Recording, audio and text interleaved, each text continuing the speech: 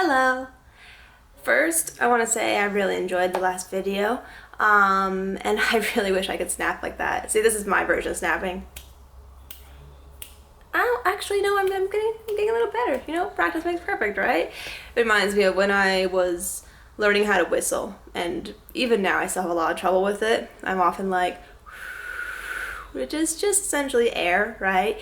But I've learned a little bit, like, that's still air.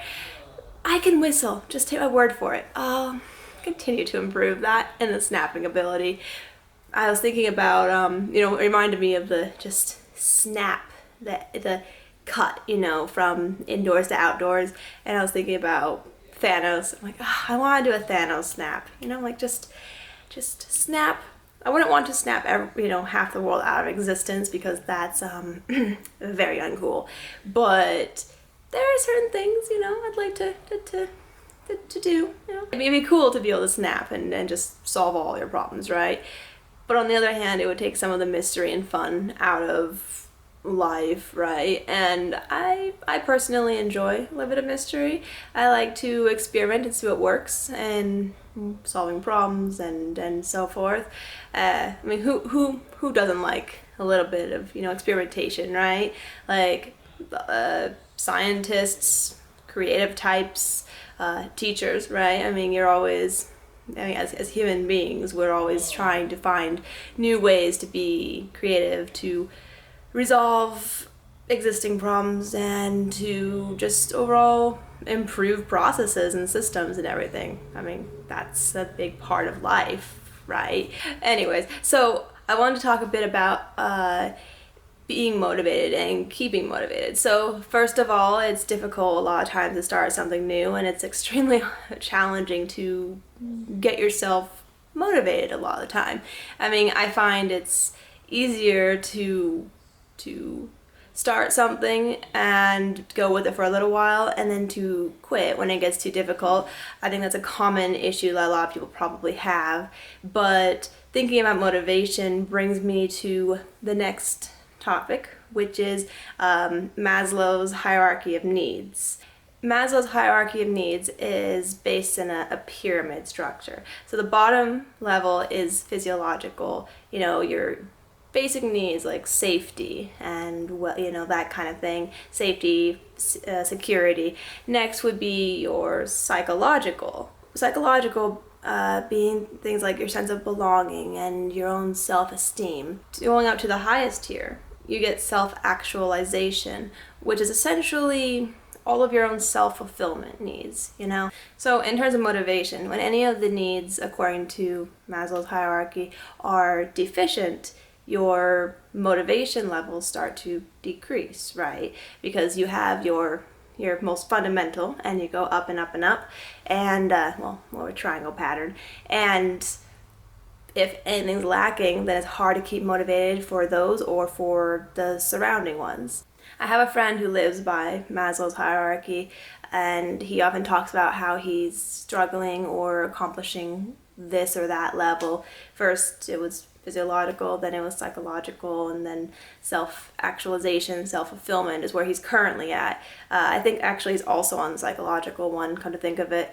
But I think throughout our lives we're always at, we always fluctuate, right? At this point in my life, I might be totally set with physiological and psychological, my personal safety and health might be good, my psychological stance, sense of belonging, all that could be great. But maybe I'm still trying to find my self-fulfillment, my purpose in life, right?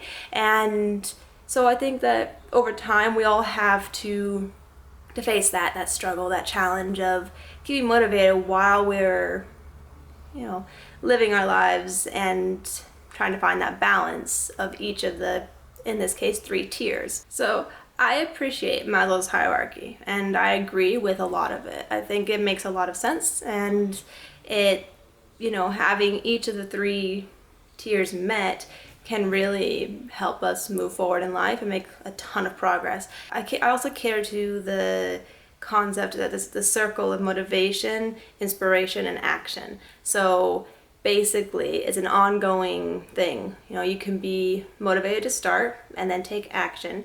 You can be inspired, take action. You can do any order, doesn't matter. But the point is that you can't start only when you're motivated.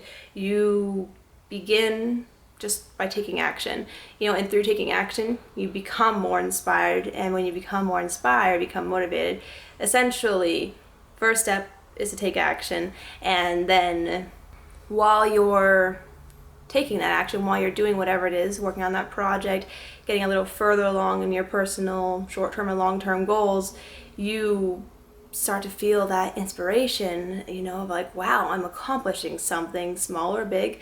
And through the inspiration, you start to feel motivated to continue to do that, which then leads to continuing to take action. So obviously it's not always so clean cut, and there are times when you might know what you need to do, you might be all for doing that thing, but you just can't get motivated to do it. And in that case, that's where the action comes in anyway. And I think by following that, it's, you know, this infinite loop, you can ultimately achieve a lot of great things. Maybe not to the point of the Thanos snap, but I mean, even in that case, Thanos probably had his off days too, right? But, you know, you have a goal, and, you know, like, you just keep going with it, whoever you are.